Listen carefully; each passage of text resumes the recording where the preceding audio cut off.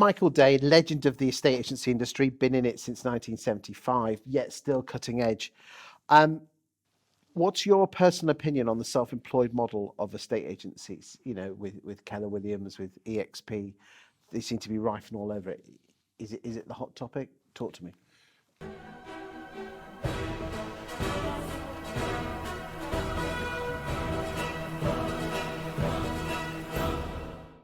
It's undoubtedly a hot topic. It's undoubtedly a fast-growing part of the market currently. We're seeing a lot of people step out of traditional employed models into that type of environment. But I think we will see quite a considerable amount of churn in that sector of the market until it settles down and establishes itself, not just from the point of view with the public, but for individuals as well. And when you say churn, are we talking about people going in and putting their toe in and coming out, or just churning between the models? No, I think churn the individuals themselves. A lot of people have gone into that thinking that they're going to see a better work-life balance, for example. Nothing wrong with that as an ideal. And then they find that if they're successful, actually their work-life balance becomes perhaps even more difficult. So I think there are those type of issues. I also feel that some of the models that have come in, of course, most of them are from America in terms of their sort of origination.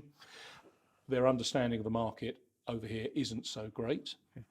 As you know, I do a lot of work in the compliance arena, and some of the elements of compliance are not as robust, in my view, as they could be, as to who the consumer is actually dealing with. So you've got the umbrella company, and then you've got usually an independent limited company or whatever operating as a business. And it's very important that that clarification as to who the consumer is dealing with from a redress point of view, from compliance with money laundering and other regulation, that is clear.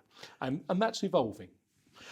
Do you think it's appropriate that some models incentivize their existing brokers with kickbacks and shares of commission to bring other people on? Well, I think the thing about that, you can understand why it's done to try and grow their network as quickly as possible.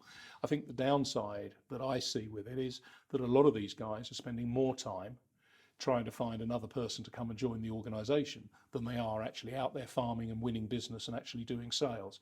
And I think that contributes to the fairly high level of churn that's there. I do feel that the model will evolve. I don't think it's, I don't think it's a 5-minute wonder.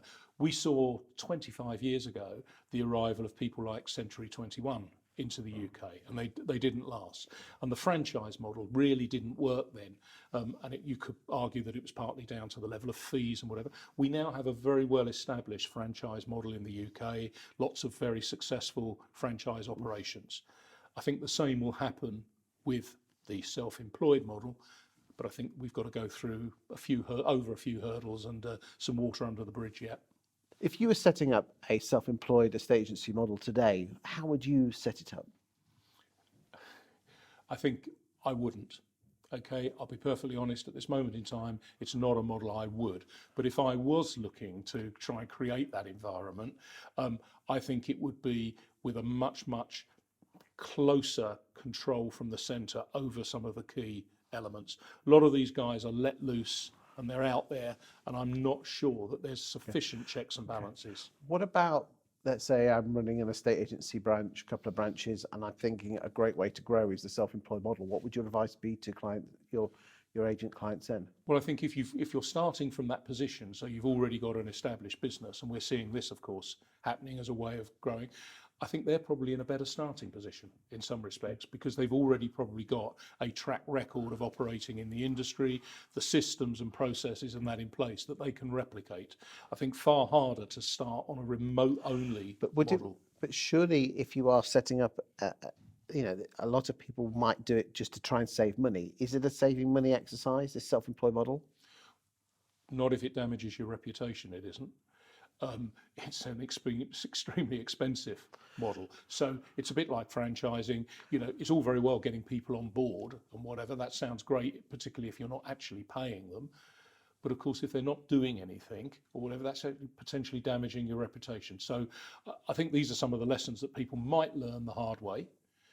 But if it's done well, absolutely no reason why it can't work. But I do feel that those operations that still operate as a company rather than a series of individuals will benefit the most. And what would your final piece of advice be to someone who's considering going into self-employed estate agency under one of these banners? What would your personal advice be to those? Think very carefully. I'm a great believer in planning of everything and having a business plan. Some of these operations are not providing perhaps enough support in terms of business planning. You need to be prepared for not earning any money for possibly quite a considerable period of time. I set up my own agency back in 2003, and at the time I budgeted not to have any income for 5 months. It was 7 before I saw any income. That was 2 more months of running a traditional, well, it was a hybrid type estate agency model. So even on a self-employed basis, and in today's market with bluntly the transaction times taking a long time, you're probably looking at 6 to 9 months without any income. So one needs to be financially able to ride that.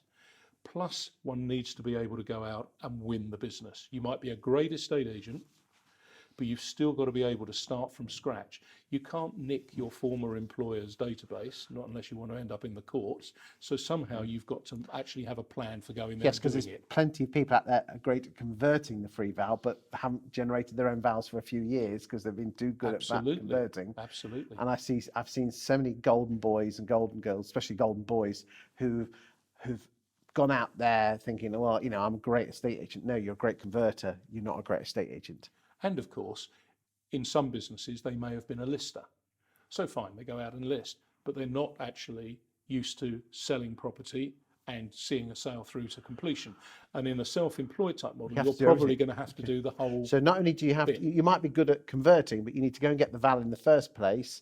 And then you also need to revisit your negotiating techniques and then get it through to sell. One of the horrifying things in the industry still is the lack of knowledge as to, for example, the conveyancing process.